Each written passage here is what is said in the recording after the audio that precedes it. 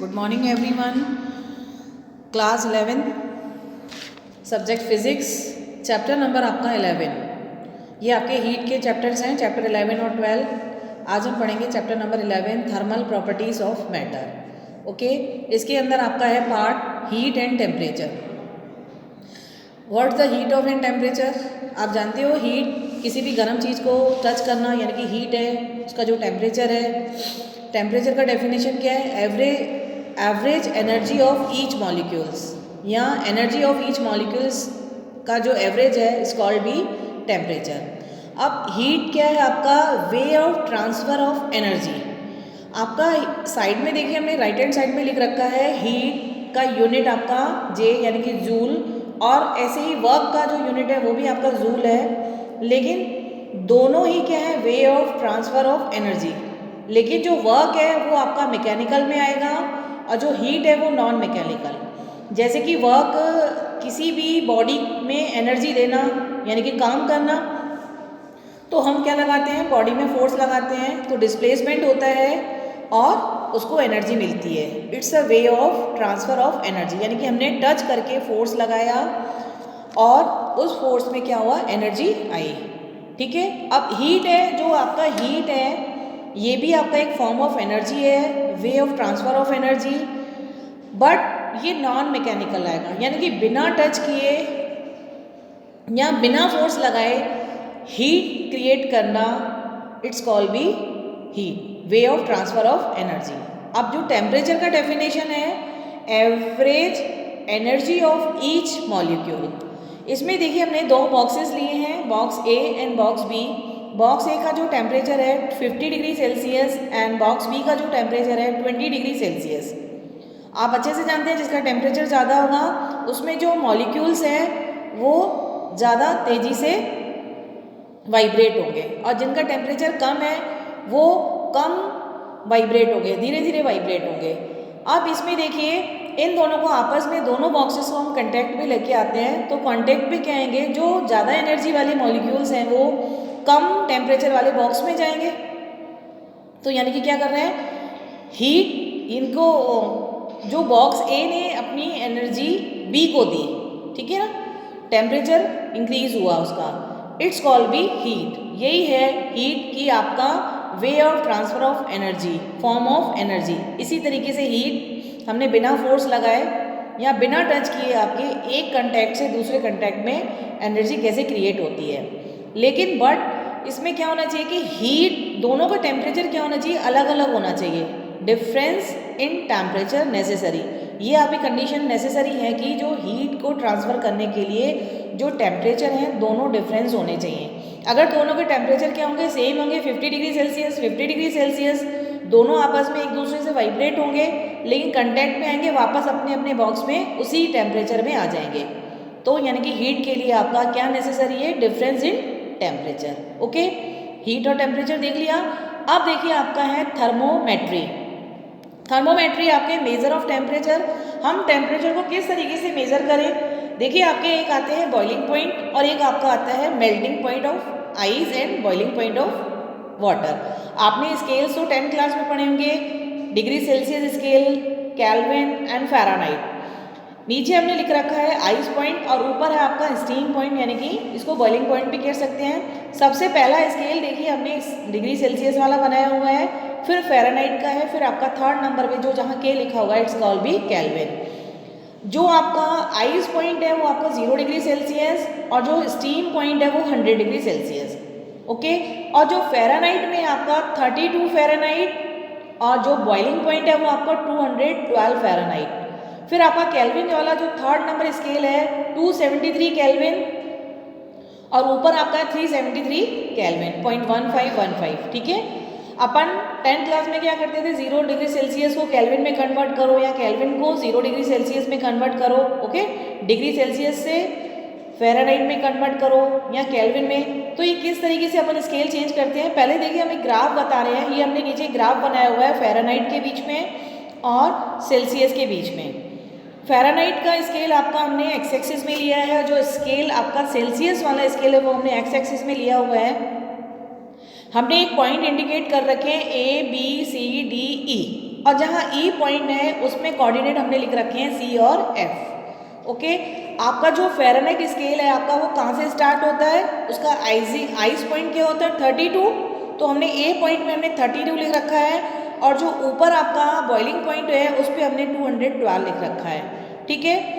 और जो आपका सेल्सियस वाला स्केल है एक्स एक्सिस में, आपका जो ज़ीरो स्केल है ए पॉइंट पे ज़ीरो फ़ारेनहाइट कितना है 32, ऐसे ही 32 पे 100 डिग्री सेल्सियस पे आपका कितना है 212। 100 डिग्री सेल्सियस पे देखिए ऊपर डैश डैश करके 212 ग्राफ आ रहा है। अब देखिए आपका इसमें ट्राइंगल एक बन रहा है ए बी ई और एक ट्राइंगल बन रहा है ए सी डी। एक स्मॉल ट्राइंगल है और एक आपका बिग ट्राइंगल है, दोनों ही ट्राइंगल क्या है सिमिलर है। मैंने यहाँ राइट हैंड साइड में लिख रखा है triangle A B E and triangle A C D similar then similar triangle में क्या होता है B E upon C D is equals to A B upon A C. अब जो आपका बी ई है उसमें देखिए आपका फ़ारेनहाइट वाला स्केल आ रहा है एफ, जो स्केल आपका जिस स्केल का रीडिंग है फ़ारेनहाइट का, केल्विन का या डिग्री सेल्सियस का, हमने अभी इस ग्राफ में लिया है फ़ारेनहाइट और डिग्री सेल्सियस वाला। फ़ारेनहाइट में जो बी ई है आपका एफ माइनस 32 यानी कि एफ माइनस आइस पॉइंट, और नीचे boiling point minus ice point. Boiling point आपका कितना है 212 माइनस 32। ऐसे ही आपका अब ए बी देखिए, ए बी में क्या आएगा आपका सेल्सियस वाला स्केल है ए बी यानी कि वहाँ पे आपका 0 डिग्री है, तो सी स्केल रीडिंग वाला स्केल सी आएगा minus 0 upon 100 boiling point minus ice point, तो 100 माइनस 0। अब इसको कैलकुलेट करोगे तो f minus 32 upon 180 is equals to C upon 100। 0 से 0 कैंसिल हो जाएगा, सॉर्ट आउट होगी, क्या निकलेगा आपका 18 को 2 टाइम्स काटोगे, 2 से काटोगे तो 9 और 10 से काटोगे तो 5, तो c upon 5 is equals to f minus 32 upon 9। ये जो फॉर्मूला है हमने 10th क्लास में देखा था, c upon 5 is equals to f minus 32 upon 9। अगर आपका स्केल सेल्सियस में फ़ारेनहाइट में कन्वर्ट करना है तो अपन इस फॉर्मूले से इसको कन्वर्ट करते हैं। ओके, तो स्केल जो हम जैसे बनाते हैं, जैसे कोई भी दो स्केल हो उसके लिए आपका क्या है इजी वे में आप निकाल सकते हो रीडिंग, मतलब जिस भी स्केल की आप रीडिंग निकाल रहे हो सी की, एफ की या के की, उस रीडिंग की जगह आप सेल्सियस, फ़ारेनहाइट या केल्विन दोनों में से तीनों में से उस रीडिंग की जगह वो लिखना है। तो यानी कि रीडिंग माइनस आइस पॉइंट आएगा और नीचे क्या आएगा steam point minus ice point is equals to constant. Value क्या आ जाएगी कांस्टेंट। हमने देखी नीचे लिखी है अब c minus 0 upon 100 minus 0। Celsius वाले स्केल के लिए देखिए c minus 0 ice point boiling point minus ice point. Fahrenheit वाले स्केल के लिए देखिए f minus 32 upon 212 minus 32 equals to k minus 273.15 upon 373.15 minus 273.15, ये केल्विन वाले के लिए हो गया। फ़ारेनहाइट वाले स्केल की तो हमने रीडिंग ऊपर कैलकुलेशन कर ली थी, जिसका फॉर्मूला आपका क्या निकला था c upon 5 is equals to f minus 32 upon 9। अब केल्विन और सेल्सियस में क्या रिलेशन आता है आपका c upon 100 is equals to k minus 273.15 upon 100। 373 में से 273 आप कट करोगे तो क्या आएगा 100। 100 से 100 क्या हो जाएगा कैंसिल, तो k is equals to c plus 273। आपका माइनस वाला वैल्यू नेक्स्ट तरफ जाएगा तो कितना हो जाएगा प्लस में हो जाएगा। तो अपन केल्विन को सेल्सियस में कन्वर्ट करने के लिए या सेल्सियस को केल्विन में कन्वर्ट करने के लिए अपन 273 क्या करते हैं ऐड करते हैं। ओके, और सेल्सियस को केल्विन में कन्वर्ट करने के लिए 273 प्लस करते हैं और केल्विन को सेल्सियस में कन्वर्ट करने के लिए 273 क्या करते हैं माइनस करते हैं। ओके, अब देखिए हमने इसे रिलेटेड क्वेश्चन लिया है convert 27 degree Celsius in kelvin and Fahrenheit, दोनों में कन्वर्ट करना है। तो 27 माइनस 0 100 माइनस 0 आपका रीडिंग कौन से स्केल का सेल्सियस का, तो 27 दिया हुआ है, 27 माइनस 0 आपका boiling point minus ice point. Fahrenheit का लिया हमने f माइनस 32 अपॉन 212 माइनस 32। सबसे पहले हम सेल्सियस में आपको रीडिंग दे रहा है, फ़ारेनहाइट वाला स्केल निकालते हैं। 27 upon 100 is equals to f minus 32 upon 9।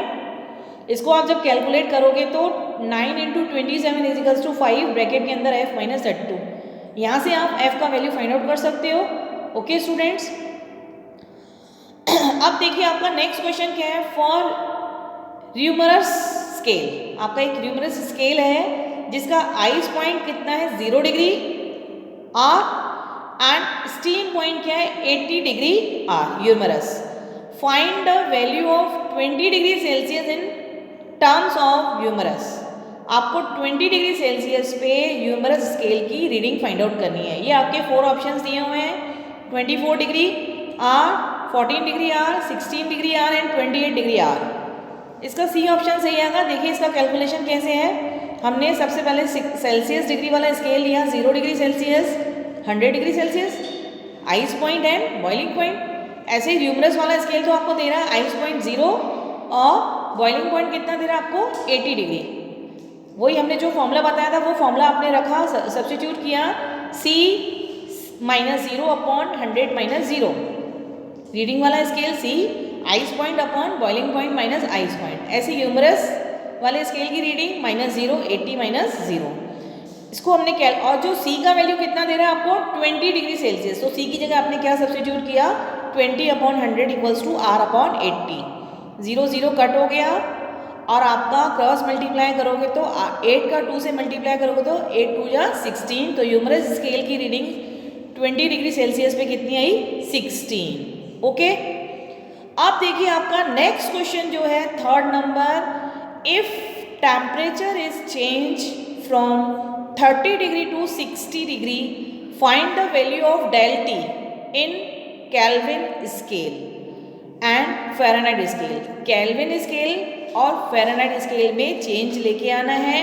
यदि टेम्परेचर का जो चेंज है वो 30 से कहाँ हो गया 60 डिग्री सेल्सियस। अब आप देखिए सबसे पहले हमने सेल्सियस और केल्विन वाले स्केल बनाए। सेल्सियस में 0 और 100, केल्विन में 273 और 373। आप दोनों में चेंज देखो कितना है, 0 से 100 चेंज कितना हुआ 100 डिग्री सेल्सियस का। ऐसे ही केल्विन वाले स्केल में देखेंगे आप 273 से 373 में इसमें भी कितना चेंज हुआ 100 केल्विन।